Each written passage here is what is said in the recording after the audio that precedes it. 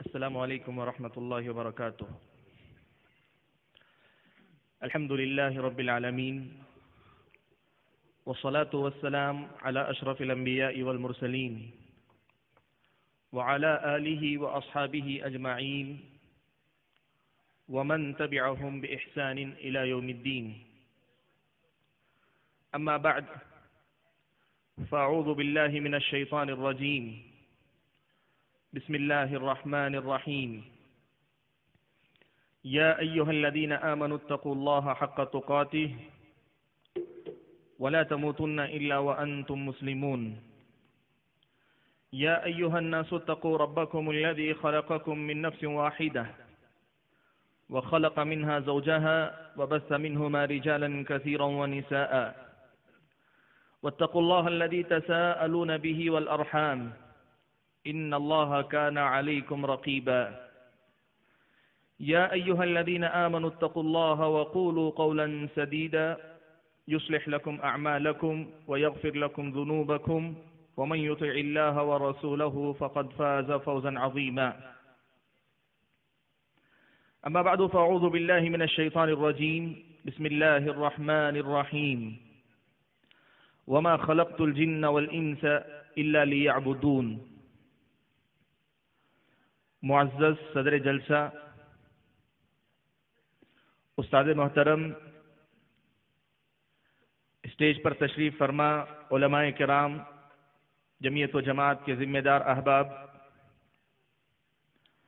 بزرگوں، بھائیوں، نوجوان ساتھیوں اور پردہ نشین ماؤں اور بہنوں،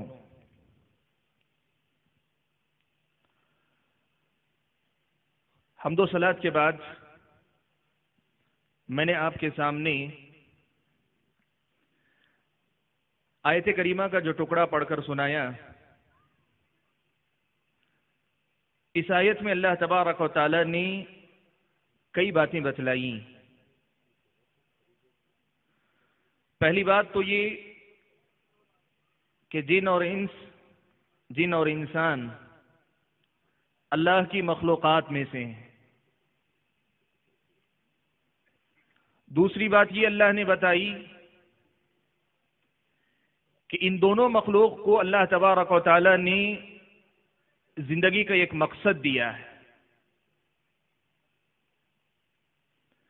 اور تیسری بات اللہ تعالی نے اس میں یہ بتلائی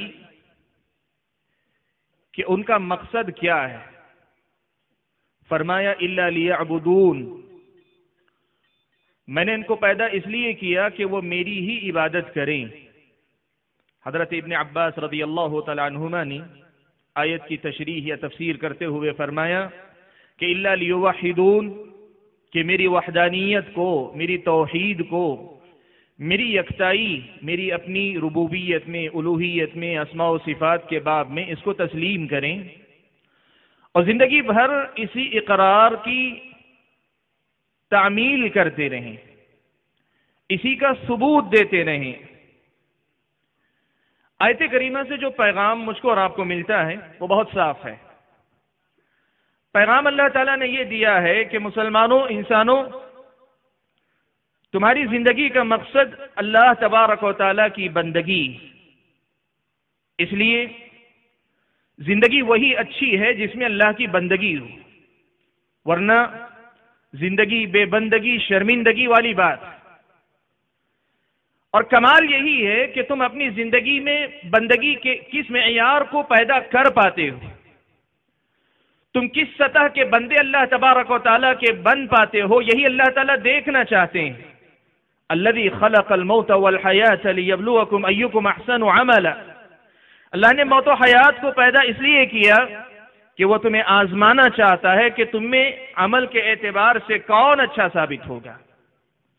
زندگی کا مقصد بس یہی ہے کہ اللہ تبارک و تعالیٰ کی بندگی کے تقاضوں کو پورا کرو، اس کی غلامی میں اپنے آپ کو جس قدر زیادہ ڈبو سکتے ہو ڈبوتے جاؤ کہ جتنا اس کی غلامی میں اپنے آپ کو ڈبوتے رہو گے زندگی کے مسائل میں اتنے ہی زیادہ ابھر کر تم باہر آؤ گے. یہ زندگی، یہ دنیا کے بدلتے حالات، ان سب کا خلاصہ بس اتنا سا ہے کہ تمہیں بندگی کی راہ پہ آگے بڑھتے جانا ہے اور اللہ تعالیٰ کے سے جتنا تم قریب ہوتے جاؤ گے اللہ تبارک و تعالی تمہاری دین و دنیا کے جملہ معاملات کے لیے کفیل ہو جائیں گے، وکیل ہو جائیں گے، ذمہ دار ہو جائیں گے، تمہارے سارے مسائل خود بخود حل ہو جائیں گے۔ معلوم یہ ہوا کہ ہم اور آپ یہ بامقصد مخلوق ہیں۔ ہمارا آپ زندگی کا ایک مقصد رکھتے ہیں، ہمارے اور آپ کی زندگی کا ایک مقصد ہے جسے ہم اور آپ کو پورا کرنا ہے۔ اگر ہم قرآن مجید کی متعدد آیتوں پر نظر ڈالیں، نبی اکرم صلی اللہ علیہ وسلم کی بتلائی ہوئی تعلیمات کا تفصیلی جائزہ لیں، اسلامی شریعت نے ایک مسئلہ اور ہمارے سامنے رکھا کہ دیکھو یہ جو مقصد تمہاری اپنی زندگی کا ہے، یہ مقصد تمہیں آسانی کے ساتھ نہیں حاصل ہو جائے گا، تم اللہ تعالیٰ کے بندے آسانی کے ساتھ نہیں بن جاؤ گے۔ اس مقصد تک پہنچنے کے لیے تمہیں آزمائشوں سے گزرنا پڑے گا۔ موافق حالات سے زیادہ ہو سکتا ہے کبھی ناموافق حالات آئیں تمہارے سامنے۔ زندگی ایک آزمائش کا نام ہے، ایک امتحان ہے، مسلسل جد و جہد ہے، کوشش ہے، آدمی کو مسلسل کوشش کرنی ہے۔ امتحان اس زندگی کی لازمی شرط۔ احسب الناس ان يتركوا ان يقولوا آمنا وهم لا يفتنون، کیا لوگوں نے یہ سمجھ رکھا ہے کہ وہ یہ کہہ دیں کہ ہم ایمان لائے تو ان کو چھوڑ دیا جائے گا، انہیں آزمایا نہیں جائے گا؟ وَلَقَدْ فَتَنَّ الَّذِينَ مِن قَبْلِهِمْ، ان سے پہلے جتنے ایمان کے دعوے دار آئے ہم نے سب کو آزمایا ہے۔ فَلَيَعْلَمَنَّ اللَّهُ الَّذِينَ صَدَقُوا وَلَيَعْلَمَنَّ الْكَاذِبِينَ، اللہ تبارک و تعالیٰ اظہار کرنا چاہتے ہیں، اللہ تبارک و تعالیٰ بتلانا چاہتے ہیں کہ کون اپنی دعوے میں سچا ہے اور کون جھوٹا ہے۔ آیت کریمہ کا یہ پیغام، یہ دوسرا نقطہ ہے کہ زندگی کا یہ مقصد ہم اور آپ کو آسانی سے حاصل نہیں ہو جائے گا، بندگی کے کمال پر ہم آسانی سے نہیں پہنچ جائیں گے۔ یہ ایسا کوئی معاملہ نہیں ہے کہ آپ نے ارادہ کیا، راستے پہ چل پڑے اور آسانی کے ساتھ منزل پر پہنچ گئے، نہیں، یہاں آپ کے سامنے آزمائشیں آئیں گی۔ قرآن و سنت پر اگر آپ اور میں نظر رکھیں، ایک تیسری بڑی حقیقت میرے اور آپ کے سامنے آتی ہے، اور وہ حقیقت یہ ہے کہ زندگی کی یہ جو آزمائشیں ہیں، یہ آزمائش کسی ایک قسم کی نہیں ہوگی۔ اللہ تبارک و تعالیٰ نے آزمائش کے راستے، انداز، طریقے، وسیلے اللہ تعالیٰ نے مختلف رکھے۔ شیطان انسان کے لیے آزمائش ہے، انسان کے لیے آزمائش ہے، یہ جاندار مخلوقات ہمارے لیے آزمائش ہیں، یہ اللہ تعالیٰ کی نعمتیں ہمارے لیے آزمائش ہیں، ہمارے لیے موافق حالات آزمائش ہیں، مخالف حالات آزمائش ہیں۔ ہم میں سے مالداروں کے لیے غریب آزمائش ہے، غریب کے لیے مالدار آزمائش ہے، میاں بیوی آپس میں ایک دوسرے کے لیے زندگی ایک مسلسل امتحان کا نام ہے۔ اسلامی شریعت نے یہ مسئلہ ہمارے سامنے بڑی وضاحت کے ساتھ رکھا ہے۔ اس زندگی کے امتحان کو اسی انداز سے امتحان سمجھ کر گزارنا، یہی اصل امتحان، یہی اصل مقصد ہے میری اور آپ کی زندگی کا، اور اسی پر پورا اترنے کے لیے یہ میری صبح و شام ہے، میرا اور آپ کا چلنا پھرنا ہے، میرا اور آپ کا سونا جاگنا، میرا اور آپ کا خلوت و جلوت میں، تنہائی اور محفلوں کے اندر مختلف کاموں کو انجام دینا، ہمارا گفتگو کرنا، ہمارا خاموش رہنا، یہ سب کچھ بس اسی امتحان کے مختلف پہلو، اس کے علاوہ اور کچھ نہیں۔ لیکن میرے بھائیوں، آج مجھے آپ حضرات کے سامنے اس ساری تفصیل پر روشنی ڈالنے کے بجائے ان معاملات میں سے ایک بڑے ہی اہم مسئلے پر روشنی ڈالنی، ایک بڑا ہی اہم پہلو ہے جس پر مجھے آپ کے سامنے گفتگو کرنی، اور وہ پہلو یہ ہے کہ اللہ تبارک و تعالیٰ نے مجھ کو اور آپ کو انسان بنایا ہے، مرد ہو کہ عورت ہو، کوئی جوان ہو کہ عمر دراز ہو، کوئی امیر ہو کہ فقیر ہو، ذمہ دار ہو کہ ماتحت ہو، اللہ تبارک و تعالیٰ نے انسان کو کچھ فطری ضرورتیں اللہ نے دی ہوئی۔ انسان کی اپنی کچھ فطری ضرورتیں ہیں، بنیادی ضرورتیں ہیں۔ آدمی کے لیے نوالا ضروری، بغیر کھائے وہ جی نہیں سکتا۔ آدمی کے لیے پانی ضروری ہے، چند گھونٹ اگر میسر نہ آئے تو شاید اس کی جان چلی جائے۔ آدمی کے لیے مختلف جو ضرورتیں اللہ نے رکھی ہیں، یہ انسان ان کے بغیر جی نہیں سکتا۔ لیکن میرے بھائیوں، جو بات میرے اور آپ کے سمجھنے کی ہے وہ یہ کہ یہ جو ضرورتیں ہیں، یہ ضرورتیں خود میری اور آپ کی ایک بہت بڑی آزمائش کا ذریعہ ہے۔ یہ جو ضرورتیں ہیں، یہ میری اور آپ کی آزمائش کا ذریعہ ہیں۔ آج میری اور آپ کی بڑی اہم ضرورت یہ ہے کہ اپنی ان ضرورتوں کو صرف ضرورت نہ سمجھ کر اللہ تبارک و تعالیٰ کی آزمائش ہم اور آپ سمجھیں۔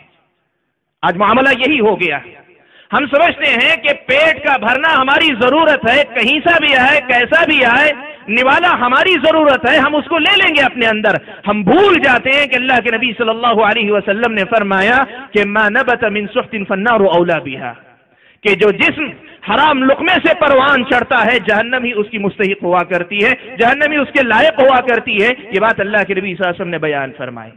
ہم یہ بھول جاتے ہیں کہ مال ہماری ضرورت ہے، لیکن ضرورت کے ساتھ ساتھ میری اور آپ کی آزمائش. من این اکتسبہ وفیما انفقہ، کل قیامت کے دن یہ پوچھا جائے گا اور پہل پوچھا جائے گا کہ مال تو نے کہاں سے کمایا، کہاں خرچ کیا. میرے بھائیوں، آج کا جو پہلا پیغام میرے اپنے خطاب کا مجھے آپ کو دینا ہے وہ یہی بنیادی پیغام ہے کہ ہم اور آپ بندگی کے تقاضوں میں بہت سے مقامات پہ ناکام اگر ہوتے ہیں تو اس کا ایک بہت اہم سبب یہ ہے کہ ہم نے اپنی ضرورتوں کو صرف ضرورت سمجھ کے رکھا ہے، اسے ہماری اور آپ کی آزمائش کا ذریعہ ہم نے نہیں سمجھا ہے. سبحان اللہ.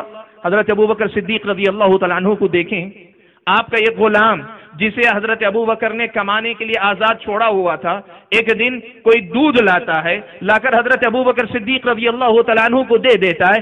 آپ پی لیتے ہیں، پھر اس کے بعد پوچھتے ہیں کہ یہ کہاں سے تم لائے ہو؟ وہ غلام بتلاتا ہے کہ زمانے جاہلیت میں نے ایک مرتبہ کہانت کی تھی، اندازے پہ کچھ باتیں کسی کو بتا دی تھی، نشانہ تیر پہ لگ گیا، تیر نشانے پہ لگ گیا، مجھے آتی نہیں تھی کہانت، نشانے پہ لگ گیا تیر. آج اس سے ملاقات ہوئی تو اس کے بدلے میں اس نے کچھ اجرت دی، وہ میں لا کر آپ کو اسی کا دودھ پلایا ہوں.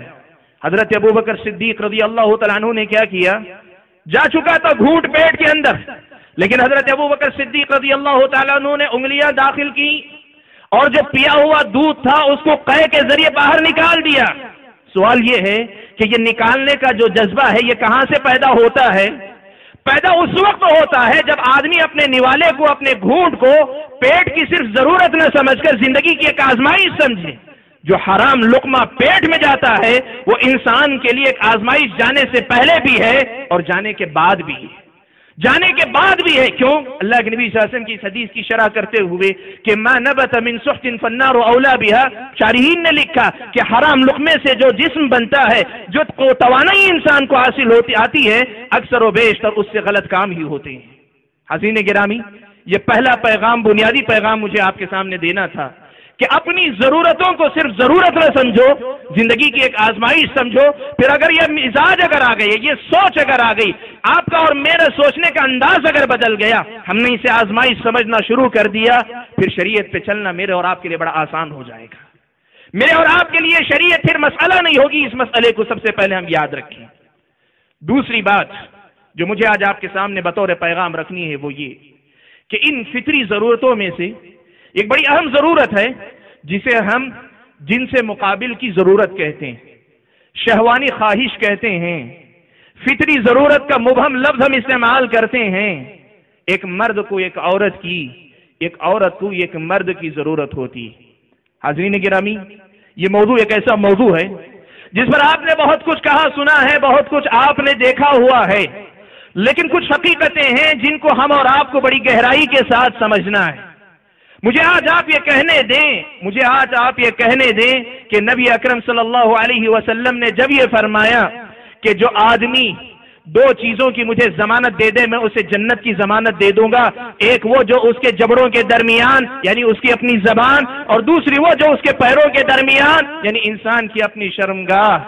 اللہ کے نبی صلی اللہ علیہ وسلم کی طرف سے جتنی بڑی ضمانت اپنی عزت و ناموس کی حفاظت پر ملی تھی، بدقسمتی سے آج کے دور میں عزتوں کا سودا اتنا ہی زیادہ سستا ہوتا جا رہا ہے. آپ جانتے ہیں اسی مہینے کی 14 تاریخ کو ویلنٹائنز ڈے کے نام پہ جو کچھ ہوتا ہے، نوجوان نسل جس رخ پہ جاتی ہے، آپ جانتے ہیں کیا کچھ ہوتا ہے، یہ سب آپ کے علم میں. مجھے اس پر گفتگو نہیں کرنی، جو معلوم شدہ حقیقت ہے وہ پھر دوہرا کر حاصل کیا ہوگا. لیکن کچھ چیزیں ایسی ہیں جن کی طرف میری اور آپ کی توجہ جانی چاہیے. مجھے اور آپ کو یہ بات سمجھنی چاہیے کہ ہم نے اپنی اس فطری ضرورت کو صرف فطری ضرورت سمجھا ہے، اسے ہم نے اپنے لیے آزمائش نہیں سمجھا. اس کا نتیجہ یہ ہے کہ میری اور آپ کی شہوانی خواہشات، میری اور آپ کی یہ فطری خواہش آج ایک مسئلہ بنی ہوئی. بالخصوص ماحول میں اگر ننگا پن ہو، بے حیائی ہو، بے حجابی ہو، آزاد خیالی ہو، نوجوانوں پہ گرفت نہ ہو، سرپرستوں کی نظر نہ ہو، لڑکیوں کو چھوٹ ہو، لڑکے جو ہے بالکل ایک دم سمجھتے ہو کہ بڑے ہونے کے ساتھ، بلوغت کو پہنچنے کے ساتھ کسی کو وہ جواب دے نہیں، تب پھر یہ فتنہ اور بڑھ جاتا ہے۔ اور یہ فتنہ اور اس وقت بڑھ جاتا ہے جب ہم یہ دیکھتے ہیں کہ ایک لڑکے اور لڑکی سے ملنے کے وسائل آج اس قدر آسان اور میسر ہو چکے ہیں کہ یہ کہنا مشکل ہے کہ شاید ہی کوئی نوجوان ہو جو ان خطرات سے بچا ہوا ہو۔ حضرین گرامی، آپ جانتے ہیں یہ جو فیس بک کا معاملہ ہے، آپ جانتے ہیں یہ جو ٹویٹر کا مسئلہ ہے، یہ جو آپ جانتے ہیں واٹس ایپ کی اپنی دنیا ہے، آپ جانتے ہیں کچھ نہ ہو تو موبائل کے میسیجز کا معاملہ ہے یا موبائل کالز کا معاملہ ہے، یہ جتنے آپ دیکھتے جائیے ان میں سے ہر ایک کا بنیادی نقطہ بس ایک ہے کہ ایک لڑکے کو ایک اجنبی لڑکی کے ساتھ کیسے آسانی کے ساتھ ملایا جاتا ہے۔ لوگ کہتے ہیں کہ یہ اجتماعی تعلقات کو مضبوط کرنے کے ذرائع ہیں، یاد رکھنا یہ اجتماعی تعلقات کو کم مضبوط کر رہے ہیں، اجتماعیت کو پارا پارا کرنے کا کردار زیادہ ادا کر رہے ہیں۔ اور یہ بات یاد رکھنا، اس سے بے حیائی کو جتنا فروغ مل رہا ہے، انسانی مسائل کے حل کے سلسلے میں اتنی مدد اس میں نہیں مل رہی۔ حضرین گرامی، مجھے زیادہ دیر تک اس کی بے حیائی پہ گفتگو نہیں کرنا، لیکن کچھ نکات ہیں جن کی طرف آپ سبھی بھائیوں اور بہنوں کی، بالخصوص میرے اپنے نوجوان بھائیوں کی توجہ میں پھیرنا چاہتا ہوں۔ سب سے پہلی بات جو مجھے آپ کے سامنے کہنی ہے وہ یہ، دیکھیں اللہ کے نبی صلی اللہ علیہ وسلم نے اس امت کی بربادی کی پیشن گوئی پہلے سے کی کہ کیسے یہ امت برباد ہوگی اگر برباد ہوگی تو۔ اللہ کے نبی صلی اللہ علیہ وسلم نے فرمایا لَتَتَّبِعُنَّ سَنَنَ مَنْ كَانَ قَبْلَ، اللہ کے نبی نے فرمایا تم اپنے سے پہلے والی امتوں کے نقش قدم پر چلو گے۔ صحابہ نے پوچھا اللہ کے نبی کیا اس سے مراد یہود و نصارہ ہیں؟ اللہ کے نبی نے فرمایا وہ نہیں تو پھر کون؟ حدیث میں اللہ کے نبی صلی اللہ علیہ وسلم نے واضح الفاظ میں فرمایا کہ تم یہود و نصارہ کے نقش قدم پر چل کر جیسے وہ برباد ہوئے، اپنے دین سے دور ہوئے، تم بھی دور ہو کر اپنے آپ کو بربادی کا شکار کرو گے۔ ایک حدیث آپ نے سنی۔ دوسری حدیث اللہ کے نبی صلی اللہ علیہ وسلم کی، اللہ کے نبی صلی اللہ علیہ وسلم نے فرمایا ان اول فتنۃ بنی اسرائیل کانت فی النساء، بنی اسرائیل کا، یہودیوں کا سب سے پہلا جو فتنہ اس قوم کے اندر واقع ہوا وہ عورتوں کا فتنہ تھا، وہ عورتوں کا فتنہ تھا۔ ان دو حدیثوں کو جوڑ کر اگر دیکھیں، اللہ کے نبی صلی اللہ علیہ وسلم کی یہ پیشن گوئی ہمارے سامنے آتی ہے کہ جس طرح پچھلی امتیں برباد ہوئی، یہ امت ان کے نقش قدم پر چلے گی تو برباد ہوگی۔ پہلا فتنہ عورتوں کا آیا تھا، اس امت کے اندر بھی اگر عورت فتنہ بنتی ہے تو اس کا مطلب یہ بربادی کا پیغام ہے، یہ بربادی کا پیغام ہے۔ اور اس مسئلے کو ذرا دیکھنا، حدیث میں ان اول فتنۃ بنی اسرائیل، بنی اسرائیل کا سب سے پہلا فتنہ اللہ کے نبی نے کہا، کیا یہ حقیقت نہیں ہے کہ آج کی ہماری اور آپ کی یہ نوجوان نسل، یہ نوجوان بھائی، یہ نوجوان بہنیں جوانی کی دہلیز پر قدم بعد میں رکھتے ہیں، پہلے لڑکے اور لڑکی کے فتنے کا شکار ہوتے ہیں۔ یہ کالج، یہ اسکول بہت کچھ دیتے ہوں گے لیکن عزت و ناموس کی قدر و قیمت چھین لیتے ہیں۔ میرے لفظ پہ دیکھنا، میں نے یہ نہیں کہا کہ عزت و ناموس چھینتے ہیں، وہ شاید مثالیں آپ کہیں کم ہوں گی، لیکن نہیں، عزت و ناموس کی قدر و قیمت پہلے ان سے چھینتے ہیں۔ سب سے پہلا فتنہ جس سے آج کی نوجوان نسل دوچار ہوتی ہے، ایک لڑکے کا لڑکی کے فتنے میں، ایک لڑکی کا ایک لڑکے کے فتنے میں مبتلا ہونا ہے۔ سبحان اللہ، بڑی عجیب سوچ لوگوں کی، بڑی عجیب سوچ نوجوانوں کی ہے۔ لوگ یہ سمجھتے ہیں کہ بھائی زندگی ہے، مزہ کرو، زندگی ہے، اللہ تعالیٰ نے خواہشات دی ہیں، ان کو پورا کرنا ہے۔ دین کی اگر پابندی کرو گے، دین کی اگر پابندی کرو گے تو زندگی کی لذت اور مزے سے محروم رہ جاؤ گے، زندگی کا مزہ نہیں ملے گا۔ اور یاد رکھنا، یہ آج کے نوجوان نسل کی بہت ہی واضح سوچ ہے۔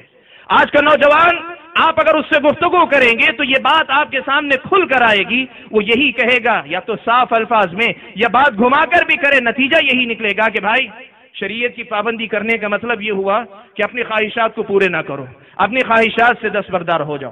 میرے نوجوان بھائی، میری اپنی نوجوان بہن، اس مسئلے کو سمجھنا اور اس مسئلے کو جاننا، یاد رکھنا، جس رب نے ہم اور آپ کو پیدا کیا، جس نے ہمارے اندر یہ خواہشات رکھی ہیں، اسی رب کی بھیجی ہوئی شریعت دین اسلام ہے۔ اور اللہ تبارک و تعالیٰ سے متعلق یہ میرے اور آپ کے ایمان کا حصہ، میرے اور آپ کے ایمان کا حصہ ہے کہ ہم ایمان لائیں کہ ایک انسان کی اس فطری ضرورت کو پورا کرنے کا جتنا درجہ یا جو مقام تھا، جتنی ضرورت تھی، اسلامی شریعت میں اللہ تعالیٰ نے پوری گنجائش اس کے لیے رکھی ہوئی، اللہ نے کمی نہیں رکھی۔ اللہ تبارک و تعالیٰ نے خواہشات کو دبائے رکھنے کا حکم نہیں دیا. اللہ تبارک و تعالیٰ نے انسان کی فطری خواہشات کو پورا کرنے کا پورا نظم اسلامی شریعت کے اندر اللہ تعالیٰ نے کیا ہوا ہے. جب یہ حقیقت ہے اس پر ایمان لانا واجب ہے میرا اور آپ کا. پھر میرے بھائیوں ذرا بتاؤ تم کچھ کرتے ہو کہ نہیں کرتے ہو، یہ بات کی بات ہے. سوچ اگر تمہاری یہ ہے کہ شریعت کی پابندی میں لذتوں سے محرومی ہے تو اس کا مطلب یہ ہوا کہ ابھی تم نے اسلامی شریعت کو کما حقہ سمجھا نہیں، یا اسلامی شریعت پہ کما حقہ تم ایمان نہیں لائے.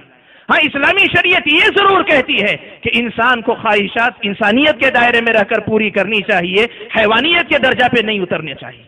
اور آپ اگر حیوانیت کے درجے پہ اترنا چاہتے ہیں اسلامی شریعت آپ کو روکتی ہے. کیوں؟ اس لیے کہ مسلمان انسان رہ کر مسلمان بنتا ہے، حیوان ہو کر کبھی کوئی مسلمان پورا نہیں بن سکتا ہے. اس لیے یہ بات یاد رکھنا، یہ پہلا نقطہ. اس سوچ کو بدلو، اس مزاج کو بدلو. یہ نہ کہو کہ اسلامی شریعت پہ چلیں گے محبت کا مزہ نہیں آئے گا، زندگی کا لطف نہیں آئے گا. یہ کہنے والا مزاج غلط مزاج. اور دوسری سوچ، کچھ نوجوانوں کی سوچ اسی سے ملتی جلتی. ان کا کہنا ان کا سمجھنا یہ ہے، کہتے ہیں کہ اگر جائز طریقے سے لڑکا لڑکی تک پیغام بھیجے، لڑکی لڑکے تک پیغام بھیجے، عقد ہو، ولیمہ ہو، اس سے وہ محبت نہیں پیدا ہو پاتی جو محبت شادی سے پہلے کی دوستی سے پیدا ہوتی ہے. یہ دنیا کہتی ہے، اس سوچ کو دنیا عام کرتی ہے، پھیلاتی. یاد رکھنا میرے بھائیوں، یاد رکھنا اسلامی شریعت تو ہمیں یہ بتلاتی ہے کہ ایک اچھا شوہر جو اپنی بیوی کے حقوق کو پہچانتا ہو اور مخلص ہو اپنی بیوی کے ساتھ، اور ایک اطاعت شعار بیوی جو اپنے شوہر کی قدر شناس ہو اور شوہر کے ساتھ بے غرض محبت کرنا جانتی ہو. ایک ایسے شوہر اور بیوی کے درمیان جو محبت پنپتی ہے وہ کبھی اس بے حیائی کے ذریعے ہونے والی محبت میں نہیں پیدا ہو سکتی. اسلام نے یہ حقیقت بڑے واضح الفاظ میں بیان کی. نبی اکرم صلی اللہ علیہ وسلم سنن ابن ماجہ کی روایت میں اللہ کے نبی صلی اللہ علیہ وسلم نے فرمایا لم ير للمتحابین مثل النکاح، کہ دو محبت کرنے والوں کے لیے نکاح جیسی کوئی چیز نہیں دیکھی گئی. اہل علم نے اس حدیث کی شرح کرتے ہوئے کئی باتیں لکھی. بعض نے لکھا کہ اگر کسی کو کسی سے محبت ہو جائے تو نکاح سے بہتر کوئی حل اس کا نہیں ہے. لیکن وہیں بعض شارحین نے یہ نقطہ بھی مستنبط کیا، کہا اللہ کے نبی صلی اللہ علیہ وسلم نے یہ بات بتلائی ہے کہ جائز نکاح کے ذریعے ایک سچی، ایک خالص جو محبت پیدا ہو سکتی ہے، یہ اس قسم کی عشق اور عاشقی کی محبت سے پیدا نہیں ہو سکتی. یہ بات اللہ کے نبی صلی اللہ علیہ وسلم کی اس حدیث کے مفہوم میں بعض اہل علم نے داخل کی. اور میرے بھائیوں اگر عملی مثال دیکھنا چاہتے ہو تو دیکھو اللہ کے نبی صلی اللہ علیہ وسلم کے زمانے کا ایک واقعہ آپ کے سامنے نقل کرتا ہوں. صحیح بخاری کی روایت ہے. حضرت عبداللہ ابن عباس رضی اللہ تعالیٰ عنہما روایت کرتے ہیں کہ حضرت بریرہ ایک لونڈی تھی. ان کے اپنے شوہر مغیث. اسلامی شریعت نے یہ مسئلہ رکھا کہ اگر کوئی لونڈی رہتے ہوئے مالک اگر اسے لونڈی کے طور پہ استعمال نہیں کرتا، صرف خادمہ کے طور پہ گھر میں رکھتا ہے، تو اس لونڈی کا نکاح کسی اور سے کروایا جا سکتا ہے. اب یہ عورت جس کا نکاح، یہ لونڈی جس کا نکاح کسی مرد سے ہو چکا ہے، اگر وہ آزاد کر دی جاتی ہے، اسلامی شریعت یہ کہتی ہے اس لونڈی کو جو اب آزاد عورت ہے یہ اجازت ہے کہ چاہے تو وہ اپنے شوہر کے نکاح سے باہر آ جائے، اپنے اس شوہر کے نکاح سے آزاد ہو جائے. اسے اسلامی شریعت اختیار دیتی ہے آزادی کے بعد. حضرت بریرہ اور مغیث کا یہی معاملہ. بریرہ لونڈی تھی، اس وقت مغیث کے نکاح میں تھی، آزاد کر دی گئی، حضرت مغیث سے آزاد ہو گئی. کہا کہ مجھے مغیث کی بھی ضرورت نہیں، میں ان کے نکاح سے بھی آزاد ہوتی ہوں. سبحان اللہ. شوہر سچا تھا، محبت کرنا جانتا تھا، محبت سچی کرتا تھا. اللہ کے نبی صلی اللہ علیہ وسلم کے سامنے یہ واقعہ پیش آیا. حضرت عبداللہ ابن عباس رضی اللہ تعالیٰ عنہما روایت کرتے ہیں کہ بریرہ تو لوٹ گئی، بریرہ تو ان کو چھوڑ گئی، بریرہ تو ان سے جدا ہو گئی، لیکن محبت کے مارے مغیث کی یہ حالت تھی کہ مدینے کی گلیوں میں بریرہ کے پیچھے روتے روتے پھرتے رہتے، بریرہ کے پیچھے روتے روتے چکر لگاتے رہتے، یہاں تک کہ آنسوؤں سے ان کی داڑھی تر ہو جاتی. اللہ کے نبی صلی اللہ علیہ وسلم کو ترس آیا حضرت مغیث پہ. بریرہ کو بلوایا، کہا کہ بریرہ لو راجعتی، کاش کیا ہی اچھا ہوتا کہ تم رجوع کر لیتی، شوہر کے پاس چلی جاتی. حضرت بریرہ نے پوچھا اللہ کے نبی حکم دے رہے ہیں کہ مشورہ ہے؟ اللہ کے نبی نے کہا میں تمہیں حکم نہیں دے رہا ہوں. حضرت بریرہ نے کہا جب آپ کا حکم نہیں تو میں واپس لوٹ کر جانا نہیں چاہتی. اللہ کے صلی اللہ علیہ وسلم نے حضرت عباس آپ کے چچا اپنے چچا عباس سے مخاطب ہوتے ہوئے فرمایا کہ عباس دیکھو کیا تمہیں کبھی تعجب نہیں ہوتا، ایک طرف تو بریرہ ان کو اتنا ناپسند کرتی ہے اور دوسری طرف مغیث ان سے کتنی سچی محبت کرتے ہیں، کیسے ان کی محبت میں دیوانے ہو رہے ہیں، سبحان اللہ۔ میرے بھائیوں ایک مثال ہے، ورنہ شادی شدہ لوگ جن کی اپنی زندگیوں میں سچی محبت اللہ نے باقی رکھی ہے وہ جانتے ہیں سمجھتے ہیں کہ اللہ تبارک و تعالی ایک محبت جو ایک میاں بیوی کے درمیان دیتے ہیں وہ محبت کسی اور رشتے میں پیدا نہیں ہو پاتی۔ میرے بھائیوں مجھے کہنے دو، آج یہ محبت کا جو معاملہ جو بھوت نوجوان نسل کے سر پہ چڑھا ہوا ہے، یہ کہاں سے سبق لیتے ہیں؟ یہ نہ ان کی فطرت کی آواز ہے، نہ ان کے اپنے مزاج کی بات ہے، یہ ان کو دنیا دکھاتی ہے فلموں کے ذریعے، ایکٹر ایکٹریس، سیریلوں کے کردار، مختلف قسم کے وسائل، یہ انہیں محبت کا سبق سکھاتے ہیں۔ نوجوانوں کیا کبھی تم نے یہ نہیں دیکھا کہ محبت کا سبق سکھانے بتانے والے یہ وہ لوگ ہیں جن کو خود اپنی عملی زندگی کے اندر اکثر و بیشتر محبت میسر نہیں ہے، وہ جو خود محبت نہیں جانتے، وہ جن کو خود دنیا میں محبت میسر نہیں۔ بیوی ڈرتی ہے کہ کب میرے شوہر کا کسی دوسری ایکٹر سے تعلق ہو جائے گا، شوہر ڈرتا رہتا ہے کہ پتہ نہیں میری بیوی محفلوں میں آتے جاتے کب مجھ سے طلاق لے کر کسی اور کی ہو جائے گی۔ جو محبت خود نہیں جانتے وہ تمہیں محبت کا سبق کیا سکھا سکیں گے؟ یہ دھوکہ جو تم دیکھ رہے ہو، جو تم سمجھ رہے ہو، یہ محبت نہیں ہے، یہ ہوس پرستی ہے، یہ حیوانیت ہے، اور میں کہوں تو برا نہ ماننا، یہ تم سے تمہاری انسانیت چھیننے والا معاملہ ہے، تمہیں تمہاری انسانیت سے گرا کر حیوان بنانے والا معاملہ ہے۔ اس لیے مسلمانوں مسلمان بنو، اور مسلمان بننے کے لیے اچھے انسان بنو، ایک اچھے انسان بنو جسے عزت و ناموس کی قدر ہوتی ہے، جو اپنی عزت پر آنے والے ایک حرف کی خاطر اپنی جان دینے کے لیے تیار ہوتا ہے، اپنی عزت کی طرف سے دفاع کرتے ہوئے، اپنی عزت کی طرف سے دفاع کرتے ہوئے۔ اللہ کے نبی نے کیا فرمایا؟ جو اپنی عزت کی طرف سے دفاع کرتا ہوا مارا جائے وہ شہید ہے، جو عزت کی طرف سے دفاع کرتا ہوا مارا جائے وہ شہید ہے۔ عزت اتنی قیمتی ہے کہ تم اس کی خاطر اپنی جان گنوا دو، اسلامی شریعت یہ ہم کو سکھاتی ہے۔ حضرین گرامی، مجھے آپ کے سامنے اس موضوع پر بہت ساری باتیں رکھنی، لیکن وقت جتنا میرے پاس ہے اس وقت میں صرف کچھ بنیادی باتیں آپ کے سامنے رکھنا چاہتا ہوں۔ ذرا ہم اور آپ دیکھیں، یہ جو نوجوان نسل ہے، یہ جو محبت کرتی ہے، اس محبت کا خلاصہ کیا ہے؟ اس محبت کا نتیجہ کیا ہے؟ لوگ کہتے ہیں محبت میں نتیجہ نہیں دیکھا جاتا۔ سبحان اللہ، اگر واقعی معنوں میں محبت میں نتیجہ نہیں دیکھا جاتا، اگر محبت میں واقعی نتیجہ نہیں دیکھا جاتا تو پھر اس ایک ہی محبت میں کیوں؟ پھر اس ایک ہی محبت میں کیوں؟ اللہ سے محبت کیے ہو، غلام بن جاؤ، کبھی نفع و نقصان مت دیکھو۔ نبی سے محبت کیے ہو، مطیع و فرما بردار بن جاؤ، کبھی نفع و نقصان مت دیکھو۔ والدین سے محبت کی ہے، فرما بردار بن جاؤ، اپنے والدین کے بھلا اور برا مت سوچو۔ اپنے بڑوں کی محبت ہے، اپنوں کی محبت ہے، یہ ساری محبتیں ہیں۔ اگر محبت کا جذبہ جانتے ہو، سمجھتے ہو، تو پھر اس محبت کی تعلیم کو، تعریف کو ہر جگہ پہ سمجھنے کی کوشش کرو۔ میرے بھائیوں، مجھے آپ کے سامنے کہنے دیں کہ محبت کے معاملے میں دنیا والوں نے نوجوانوں کو جس قدر گمراہ کیا ہے، اس قدر شاید کسی اور مسئلے میں نوجوانوں کو گمراہ نہیں کیا ہے۔ میں آپ کے سامنے اس مسئلے پہ روشنی ڈالوں کہ آج کی یہ جو محبتیں ہیں وہ کس انجام تک نوجوان کو پہنچاتی ہیں۔ آپ اور میں جانتے ہیں جتنے بھی رشتے اس قسم کے قائم ہوتے ہیں، سب سے پہلی بات تو آپ اور میں دیکھیں کہ محبت کا رشتہ جب تک نکاح نہیں ہو جاتا صرف اس وقت تک کا ہے، ورنہ پھر اس کے بعد، پھر نکاح ہونے کے بعد جیسے جائز نکاح سے رہنے والے میاں بیوی ہوتے ہیں، یہ محبت کرنے والے بھی ویسے ہی میاں بیوی ہوتے ہیں، کچھ الگ قسم کے میاں بیوی نہیں ہوتے، وہی کام کرتے ہیں، وہی سب کچھ کر پاتے ہیں جو جائز ذریعے سے رشتہ جوڑنے والے کر پاتے ہیں، اس سے آگے نہیں جا سکتے۔ اور میں نے تو یہ کہا ہے کہ جو جائز ذریعے سے میاں بیوی بنتے ہیں، اللہ تبارک و تعالی جو برکت اس رشتے میں دیتے ہیں، بے جائز ناجائز طریقے سے ہونے والے رشتے میں وہ برکت نہیں ہوا کرتی۔ جب یہ معاملہ ایسا ہے، سال 2 سال چند ماہ کا صرف محبت کا یہ ڈھونگ ہے، اور اس کے بعد وہی میاں بیوی والا معاملہ ہے، چند دن کی لذت کے لیے کتنا بڑا تم سودا کرتے ہو، آئندہ کے تجزیے سے تم اندازہ لگا لینا۔ اس محبت کا انجام کیا ہوتا ہے؟ ہم اور آپ دیکھیں، ایسی محبت کرنے والے نوجوان لڑکے اور لڑکیاں ان میں سے کتنے ہیں جن کا یہ رشتہ شادی بیاہ کے رشتے میں بدل پاتا ہے؟ آپ پرسنٹیج آپ خود اندازہ لگا لیں۔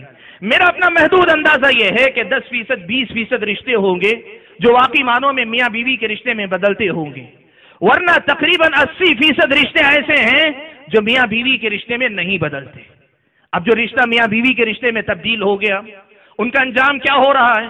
معاشرے میں دیکھو، کہی ہوئی باتوں پہ یقین نہیں آتا، اگر آپ کو دکھائی نہیں دیتا، جو ہم دکھانا چاہتے ہیں آج کے بعد کم از کم معاشرے میں دیکھنے کی کوشش کرو۔ جو میاں بیوی بنتے ہیں اس ذریعے سے، اکثر و بیشتر ہم نے دیکھا ہے کہ یہ نیا رشتہ کبھی ایک ہفتے کا ثابت ہوتا ہے، کبھی ایک مہینے کا ثابت ہوتا ہے، کبھی جا کر 2-4 مہینے، سال بھر، اس کے بعد لڑائی جھگڑا، پھر اکثر و بیشتر طلاق کی نوبت آتی۔ آپ کہہ سکتے ہیں جائز ذریعے سے جو رشتہ ہوتا ہے اس میں بھی طلاق ہوتی ہے، ہاں ہوتی ہے دونوں رشتوں میں، لیکن ذرا باریکی سے اس معاشرے پہ نظر ڈالنا اور انصاف کی بات کرنا، کیا یہ حقیقت نہیں ہے کہ اس ناجائز ذریعے سے قائم ہونے والے رشتوں میں آنے والی دراڑیں، ہونے والی طلاقوں کا تناسب پرسنٹیج جائز رشتوں کے مقابلے میں بہت زیادہ ہے؟ یہ دنیا کی حقیقت ہے، جو آپ دیکھنا چاہیں تو دیکھیں، دنیا آپ کو دکھائے گی، بتلائے گی۔ ایک تو یہ انجام ہوتا ہے، شادی کے بعد دونوں جدا ہو جاتے ہیں ایک، اور اگر شادی بیاہ تک یہ رشتہ نہیں پہنچ پاتا، 80% اگر رشتے نہیں پہنچ پاتے ہیں، ان کا انجام کیا ہوتا ہے؟ لڑکے کی شادی کہیں ہو گئی، لڑکی کی شادی کہیں ہو گئی، یا دونوں کی کہیں اور ہو گئی۔ اب یہاں مسائل نئے کیا کیا ہوتے ہیں دیکھیں۔ لڑکا جس لڑکی کے ساتھ شادی اب اس کی ہوئی ہے، اسے اس کا حق نہیں دے پاتا، ماں کی زبردستی سے، خاندان کی زبردستی سے، باپ کی زبردستی سے، اس کے ڈر سے ایک لڑکی سے نکاح تو کر لیا، لیکن وہ اپنے دل و دماغ میں یہ بات بٹھائے ہوئے ہے کہ یہ میری پسند نہیں، میری محبت نہیں، یہ کسی کی زبردستی ہے۔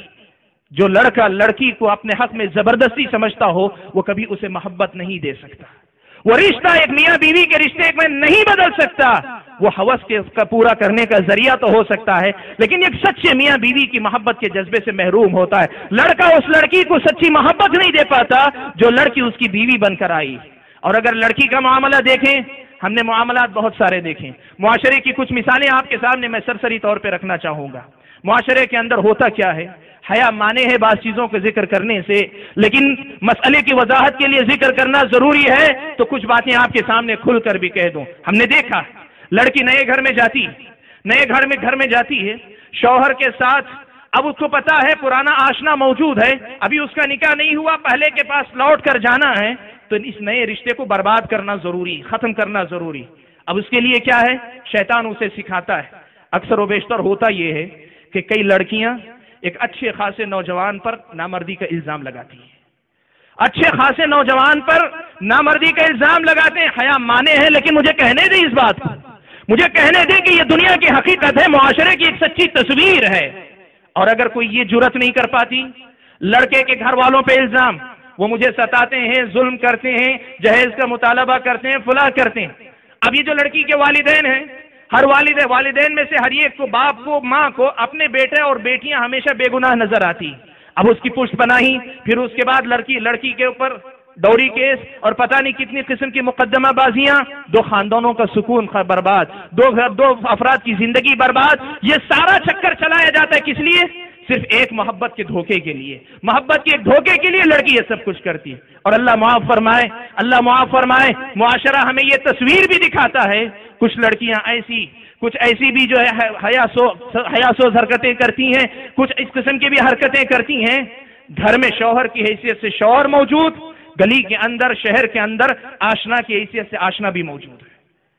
یہ معاشرے کی تصویر ہے، یہ معاشرے کا وہ چہرہ ہے جو اس محبت کے نام پہ میرے اور آپ کے سامنے آ رہا ہے۔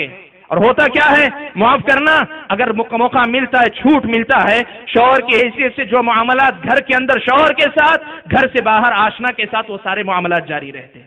اور اگر وہاں تک چھوٹ نہ ملی تو کم از کم اتنا ضرور ہوتا ہے، شوہر کی نظر بچا کر، گھر کے سرپرستوں کی نظر بچا کر، فون کے ذریعے، مختلف ذرائع کے ذریعے آشنا کے ساتھ اپنے تعلقات کی تجدید ہوتی رہتی ہے۔ یہ معاشرے کی تصویر ہے۔ اور اگر یہ بھی نہیں ہوتا، کسی کو اللہ تعالیٰ نے شرافت دی ہے، تو ہوتا کیا ہے؟ لڑکی سمجھوتا کر لیتی ہے، شوہر کے ساتھ سمجھوتا، نئی زندگی کے ساتھ سمجھوتا، ظاہری طور پہ سمجھوتا کر لیتی ہے، لیکن دل کا وہ مقام جو ایک شوہر کا حق بنتا ہے، جائز حق بنتا ہے، وہ حق کبھی اپنے شوہر کو نہیں دے پاتی، اس لیے کہ یہ حق کسی اور پہ پہلے لٹا چکی ہوتی ہے۔ ساری زندگی خیانت کی ایک زندگی بن کر وہ زندگی ختم ہوتی چلی جاتی۔ حاضرین گرامی، یہ وہ چیزیں ہیں جو میرے اور آپ کے سامنے آتی ہیں۔ اور اسی درمیان کبھی شادی سے پہلے، کبھی شادی کے بعد، اگر یہ محبت انجام تک نہیں پہنچتی، لڑکا اور لڑکی خودکشی کر لیتے ہیں، حرام موت، خودکشی کر لیتی ہیں، اپنی جان لے لیتی ہیں۔ سبحان اللہ، میرے نوجوان بھائیوں، میری اپنی نوجوان بہنوں، میرے ایک سوال کا جواب دینا۔ محبت کا جذبہ تو خیر کا جذبہ ہے، بھلائی کا جذبہ ہے، اچھائی کا جذبہ ہے، اس جذبے سے تو خیر کو جنم لینا چاہیے، لیکن جو جذبہ اتنے سارے شر کو جنم دے وہ محبت کہاں سے ہو سکتی ہے؟ جو اتنے سارے شر کو جنم دے وہ محبت کہاں ہو سکتی ہے؟ اس مسئلے پر زندگی بھر سوچنا اور سمجھنے کی کوشش کرنا۔ محبت ہمیشہ خیر لاتی ہے۔ آپ جانتے ہیں محبت جب اللہ تبارک و تعالیٰ سے جڑتی ہے اور اللہ کا حق جیسے بنتا ہے وہ محبت پوری آتی ہے، بندہ ایک موحد بندہ بن جاتا ہے۔ نبی سے محبت کا جو حصہ ہے اس محبت کو اگر بندہ اپنے اندر پیدا کر لیتا ہے، نبی کا سچا مطیع اور فرما بردار بن جاتا ہے۔ محبت کا وہ جذبہ جو والدین کا حق بنتا ہے، اگر وہ محبت پیدا ہو جاتی ہے تب پھر وہ بچی اپنے والدین کی فرما بردار بن جاتی ہے۔ اور محبت کا وہ جذبہ جو ایک شوہر کا حق بنتا ہے، اگر وہ شوہر کو دے دیتی ہے تو پھر وہ اپنے شوہر کی وفادار بن جاتی ہے۔ لیکن میرے بھائیوں، محبت یہ بات یاد رکھنا، وہ جہاں ہوتی ہے وہ خیر لاتی ہے، اور جو شر لائے وہ کبھی محبت نہیں ہو سکتی، وہ کبھی محبت نہیں ہو سکتی۔ اور اس مسئلے کا ایک اور پہلو میں آپ کے سامنے ذکر کروں، بڑا تعجب یہ ہوتا ہے کہ یہ جو محبت، یہ جو لڑکے اور لڑکیوں کی محبت ہے، بسا اوقات 2 مہینے کی محبت ہوتی ہے، بسا اوقات 6 ماہ کی محبت ہوتی ہے، بسا اوقات سال 2 سال کی محبت ہوتی ہے، لیکن افسوس اس کا ہے یہ 2 مہینے کی محبت، 2 سال کی محبت 20 سال کی اس بے مثال محبت کو بھلا دیتی ہے جو ایک ماں یا ایک باپ اپنی اولاد سے کرتا ہے۔ یہ باغی ہو جاتے ہیں، یہ نوجوان باغی ہو جاتا ہے اپنے والدین کا، اپنے باپ کو بھلا دیتا ہے، اپنی ماں کو بھلا دیتی ہے۔ سبحان اللہ۔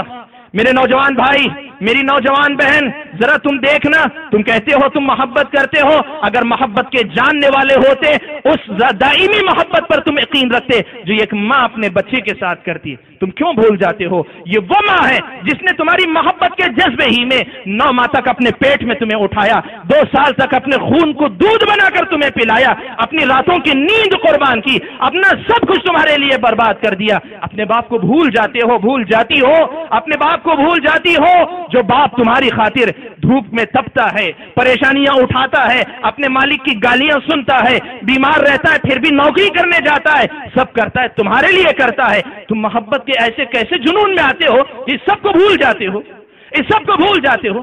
امام بخاری نے حضرت عبداللہ ابن عمر رضی اللہ تعالیٰ عنہما سے الادب المفرد میں ایک روایت نقل کی۔ ایک آدمی حضرت عبداللہ ابن عمر کے پاس آیا، وہ طواف کر رہے تھے، یمن کا تھا، اپنی پیٹھ پر اپنی ماں کو اٹھائے ہوا، کہنے لگا حضرت عبداللہ ابن عمر رضی اللہ تعالیٰ عنہ سے کہ اے امام، اے عالم، ذرا مجھے بتائیے کہ یہ میری ماں ہے، میں اس کی سواری بن چکا ہوں، ساری ذمہ داری میں نے اپنے کندھوں پہ لے لی، اپنے اوپر اٹھا کر میں نے اس کے ساری ضرورتیں، سارے حج کو مکمل کروایا ہے، کیا اتنی ساری قربانی دے کر اپنی ماں کا میں نے حج کروایا اپنی پیٹھ پر اٹھا کر، کیا میں نے اپنی ماں کے ماں ہونے کا حق ادا کر دیا؟ حضرت عبداللہ ابن عمر نے کہا، میرے نوجوان دوست، میری نوجوان بہن، ذرا یہ سننا، سمجھنا اور زندگی بھر کے لیے یاد رکھنا، ماں کیا ہوتی ہے، باپ کیا ہوتا ہے۔ حضرت عبداللہ ابن عمر رضی اللہ تعالیٰ عنہما نے کہا، وَلَا بِزَفْرَةٍ وَاحِدَةٍ، کہا تم بات کرتے ہو ماں کا حق ادا کرنے کی، ماں تم کو جنم دے رہی تھی، اس وقت ماں کے منہ سے جو ایک آہ نکلی، تم نے اس ایک آہ کا بھی حق ابھی تک نہیں ادا کیا۔ جو ماں اتنی قیمتی ہے، جو باپ اتنا قیمتی ہے، وہ تمہارے سامنے اتنا سستا ہو جاتا ہے کہ محبت کے چند دھوکوں کی خاطر تم ان کو بھلا دیتے ہو، ان کی عزت کو اچھالتے ہو، خاندان کی عزت کو نیلام کرتی ہو۔ یہ کیسا سودا ہے؟ تم سے زیادہ گھاٹے کا سودا کرنے والا ہم نے دیکھا نہیں جو تم سے زیادہ گھاٹے کا سودا کرتا ہو کفر و شرک کے معاملات کے بعد۔ کفر و شرک کے معاملات کے بعد دنیا کے جو معاملات ہو سکتے ہیں، خیر کے شر کے، ان میں اگر کوئی تم سے زیادہ گھاٹے کا سودا کرنے والا ہو تو ہمیں تو پتہ نہیں کہ کوئی ہو سکتا ہے۔ تم کس چیز کا سودا کرتی ہو؟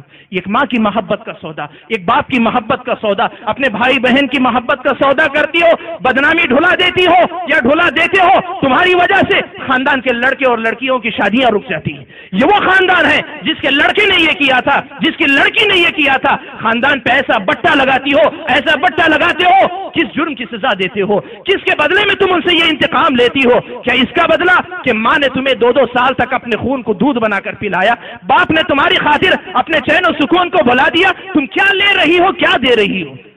دنیا والے ہو، محبت سمجھتے ہو، ان محبتوں کو نبھانے کی کوشش کرو۔ ایک جھوٹی محبت کے نام پر، ایک جھوٹی محبت کے نام پہ تم کس کس چیز کا سودا کرتی ہو؟ اپنی شرافت کا سودا، اپنی حیا کا سودا، اپنے والدین کی محبت کا سودا، اپنے خاندان کی عزت کا سودا، اپنی شرافت کا سودا، اور اگر کہوں اپنے نبی اکرم صلی اللہ علیہ وسلم کی محبت کا سودا، اور اللہ تبارک و تعالیٰ کی سچی محبت کا بھی سودا۔ نہ تم اللہ کی بندی بن پائی سیدھے طریقے سے، نہ تم نبی کے سچے امتی بن پائے۔ یہ کیسی محبت ہے جو ہم سے اتنا سب کچھ چھین لے؟ اور میں آپ کے سامنے کہوں، دنیا والوں کے پیچھے مت جانا، یہ دنیا والے نہیں جانتے، یہ دنیا والے نہیں جانتے، اس لیے کہ ان کو آخرت پر ایمان نہیں، ان کو یقین نہیں آخرت کا۔ تم تو مسلمان ہو، تم تو مسلمان ہو، تم جانتے ہو کہ ایک دن اللہ کے سامنے کھڑے ہونا ہے، جواب دینا ہے، پھر کیوں یہ سب کرتے ہو؟ جن کی زندگی یہی سب کچھ ہے وہ من مانی کریں، انسانیت سے گر کر حیوان بن جائیں، لیکن تمہاری زندگی تو اللہ تعالیٰ کی جنت کے لیے، اللہ تعالیٰ کی رضا کے لیے، جس کے بدلے میں جنت ملے، جہنم سے نجات ملے، جنت کی وہ حوریں ملے، جنت کی بے مثال نعمتیں ملے، تم کس کس چیز کا سودا کر رہے ہو؟